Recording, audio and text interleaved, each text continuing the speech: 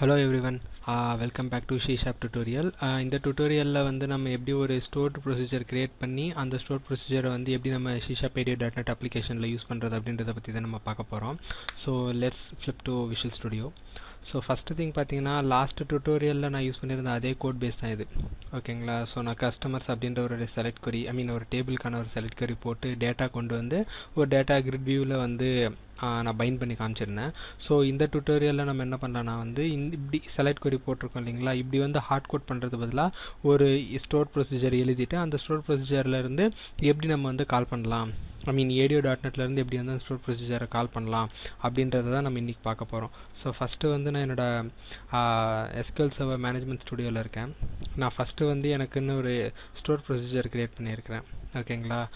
So create procedure, ஒரு ப்ரொசீஜரோட name தரணும். Since இது ADO.NET டுட்டோரியல்னால நான் கஸ்டமர்ஸ் டேட்டா எடுக்கிறதுனால கெட் கஸ்டமர்ஸ் டீட்டெயில்ஸ். ஓகேவா?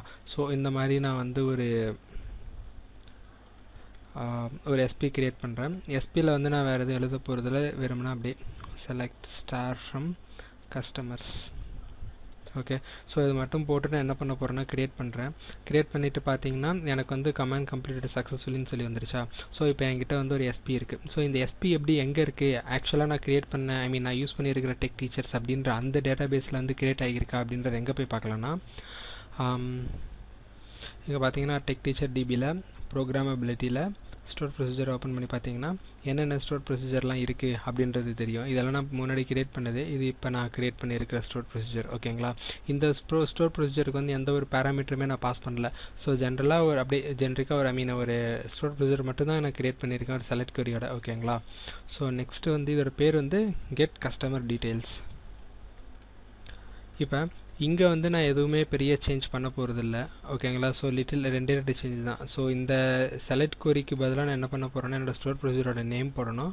கூடவே இது ஸ்டோர் ப்ரொசீஜர் நேம் தான்றதை நம்மளோட கமாண்ட் ஆப்ஜெக்ட்டுக்கு சொல்லணும். ஓகேவா? ஸோ அதுக்கு என்ன பண்ணணும்னா கமாண்ட் டைப்பில் வந்து நம்ம சொல்லணும் அது எந்த மாதிரி அப்படின்னு சொல்லிட்டு. ஸோ கொஞ்சம் ஸ்லோவாக இருக்குது.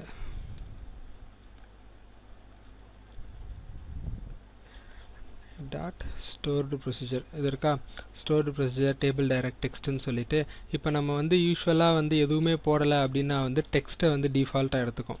ஓகேவா? டெக்ஸ்ட் டிஃபால்ட்டாக எடுத்துக்கிச்சுன்னா இந்த டபுள் கோட்ஸில் இருக்கிற கண்டென்ட் வந்து ஒரு கொரி. ஓகேவா? ஸோ கொரின்றது தான் வந்து text command type dot stored procedure அப்படின்றத வந்து எடுத்துக்கும். ஓகேவா? ஸோ ஸ்டோர் ப்ரொசீஜர்ன்ற நம்ம இப்படி போட்டுட்டு இப்போ ரன் பண்ண போகிறோம். ஸோ இந்த இப்போ நான் கோடு சேஞ்ச் பண்ணியிருக்குது இந்த 2 லைன் மட்டும்தான். ஓகேவா? இந்த 2 லைன் மட்டும்தான். என்ன ஸ்டோர்டு ப்ரொசீஜரை நீ எடுத்திருக்க, அதே போல் வந்து அது ஸ்டோர்டு ப்ரொசீஜர் தான் நம்ம யூஸ் பண்ண போகிறோம் அப்படின்றத சொல்லுவோம். ஸோ டிஃபால்ட் கமாண்ட் டைப் என்ன ADO.NET அப்படின்னு சொல்லி பார்த்தா கமாண்ட் டைப் டாட் டெக்ஸ்ட்னு சொல்லிட்டு ஒன்று இருக்கும். அதுதான் வந்து டிஃபால்ட் டிஃபால்ட் கமாண்ட் டைப் ADO.NETல. ஓகே, ஸோ இதெல்லாம் interview questions. So what is the default command type for ADO.NET சொல்லி பார்த்தா கமாண்ட் டைப் டாட் டெக்ஸ்ட்னு சொல்லிட்டு ஒரு அவைலபிலிட்டி இருக்கும். அதுதான் வந்து default command text. Okay, so இப்படி தான் வந்து ஒரு SP வந்து யூஸ் பண்ணணும். இப்போ நெக்ஸ்ட் இப்படி அப்படியே ரன் பண்ணோன்னா எனக்கு என்ன பண்ணணும்னா இது இன்டர்னலாக வந்து அந்த SP இருக்கான்னு சொல்லி செக் பண்ணி SP இருந்தோடனே அதை வந்து எடுத்துட்டு அதை வந்து எக்ஸிக்யூட் பண்ணிவிட்டு அதில் வர ரிசல்ட்டை கொண்டு வந்து எனக்கு டேட்டா கிரிட் வியூவில் பைண்ட் பண்ணி காட்டும். இதுதான் வந்து இந்த ஃபங்க்ஷனாலிட்டி. ஓகே, ஸோ இங்கே பார்த்தீங்கன்னா இந்த டேபிளில் உள்ள ரெக்கார்டை வந்து ஆஸ் யூஷுவல் இங்கே கொண்டு வந்து பைண்ட் பண்ணிடுச்சு. ஸோ இந்த மாதிரி தான் வந்து நம்ம யூஸ் பண்ணணும். ஓகேவா? ஸ்டோர்டு ப்ரொசீஜர் யூஸ் பண்ணுறதோட அட்வான்டேஜ் என்ன அப்படின்னு சொல்லிட்டு பார்த்தா ஸ்டோர்டு ப்ரொசீஜர் வந்து ஒரே ஒரு வாட்டி தான் வந்து பைண்ட் ஆகும். ஒரே ஒரு வாட்டி தான் வந்து கம்பைல் ஆகும். அப்புறம் நீங்கள் எத்தனை வாட்டி உங்கள் ப்ரோக்ராம்லேருந்து கால் பண்ணாலுமே வந்து அது எக்ஸிக்யூட் தான் ஆகுமே தவிர திரும்ப திரும்ப கம்பைல் ஆகிட்டு இருக்காது. ஓகேவா? அதனால தான் வந்து ஸ்டோர்டு ப்ரொசீஜர் எல்லா ப்ராஜெக்ட்லையுமே யூஸ் பண்ணுவாங்க மோஸ்ட்லி.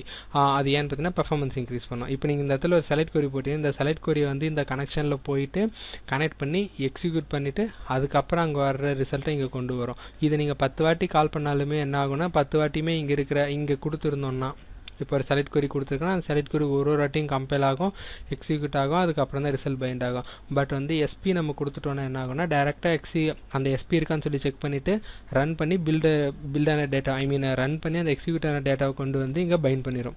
ஓகே, இதுதான் வந்து டிஃப்ரென்ஸ் SP யூஸ் பண்ணுறதுக்கும் வந்து ஜென்ரலாக வந்து ஒரு செலக்ட் கொரி யூஸ் பண்ணுறதுக்கும். ஓகே, நெக்ஸ்ட் டுட்டோரியலில் பார்க்கலாம். டில் தென் தேங்க்ஸ்.